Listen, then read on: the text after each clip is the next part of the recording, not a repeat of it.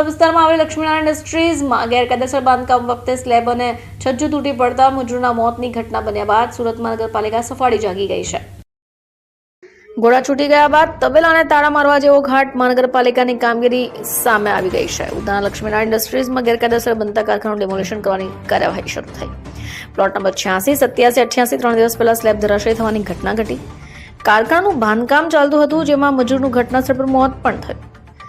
બાંધકામ ગેરકાયદેસર કરાતા હોવાનું છેક મનપાના ધ્યાને આવ્યું, જેને લઈને મહાનગરપાલિકાની ટીમ દ્વારા ત્રીજા માળ ઉપર હથોડા ઝીકાયા. મહાનગરપાલિકાના અધિકારીઓ અને શ્રમિકોના બાદ મોત જાણે બ્રહ્મગાન થઈ ગયું હોય તેવું સ્પષ્ટ અહીંયા થઈ રહ્યું છે. આ ઘટનામાં એક શ્રમિકનું મૃત્યુ હોવું છતાં ગેરકાયદેસર બનતા બાંધકામની ઘટનામાં પાલિકા અધિકારીઓની કોઈ જવાબદારી હજી સુધી નક્કી નથી થઈ.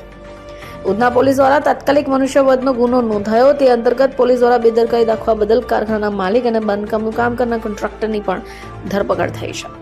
બ્યુરો રિપોર્ટ, ચેનલ આઈ વિટનેસ.